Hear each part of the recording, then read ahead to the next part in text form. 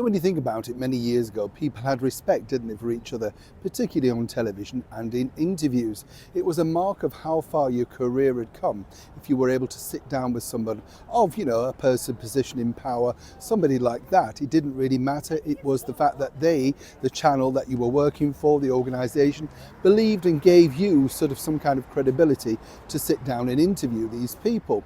What's been interesting in this particular programme over the last few years, as you can imagine, it's been rocked by scandal, backstabbing and alleged things that even the boss, Carolyn McCall, claims she says she has no idea about, despite the fact that multiple people have come out and said totally differently. You understand how this works. So you could also understand exactly the problem that this particular programme, ITV morning flagship programme, This Morning, has. You see, let me explain. A while back they decided March time this year to finally give a contract to the children's TV presenter Cat Deeley and pair her up with GMTV host Ben Shepherd. Very amiable, very nice. Cat Deeley, of course, let it be known that she returned back here to the United Kingdom simply because she didn't feel it was safe to bring her children up where she was living over in the United States while she hosted a reality dance show over there.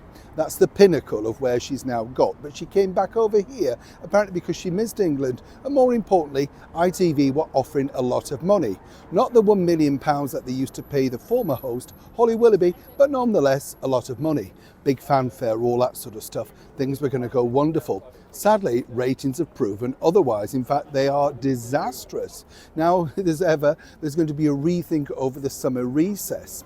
But when you think about it, this could really be the problem, because when you look at Kat's interviewing skills and the way that she sits, dresses and looks completely disinterested, is it any wonder people are bailing out? A recent interview with the former British Prime Minister Rishi Sunak bears this out. Let me explain. You see, there he was doing the rounds just before the general election, being very nice and pleasant and all that sort of stuff, and explaining exactly what would happen on election night. Did they have a tradition? What sort of things did the family do? Were they like the rest of us waiting for the count?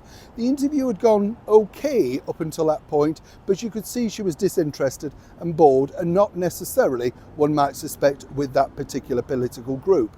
When he said that actually they had a tradition every election night, which was the fact that he ordered a pork pie from his local butcher in his constituency called Kitson's, and this was their big thing. Now, he was explaining where he got it from and why it was so nice and all that sort of stuff. And she said, well, maybe you'll need to eat humble pie, or reference the word humble pie. There was a bit of a silence, and let me tell you, I was told backstage in the gallery people were stunned. It was a sneering attitude, and more importantly just goes to show what she was truly thinking about this particular gentleman, who, let's not forget, was the British Prime Minister at that moment in time. Election pie. So you get there's a pork and apple. It's not a humble no, one. No, it's a very good. Let me tell you, behind the scenes, bosses were less than impressed. Now, what's really interesting is this, though. She was forced to apologise recently while manically dancing at the opening of her show, and basically claimed on camera that she was having a fit. Of course, the seizure groups and everything seized on that, and she had to give out a formal apology. So they're already on very thin ice. Kat really does think that she has got the cream, and she is, of course, the queen of this particular show. After the jibe against the British Prime Minister, trust me, things are on very thin ice. And 9 lives, as they say, a cat has got. I think she's already used up 8 of them, according to that insider. Neil Sean in the very heart of London.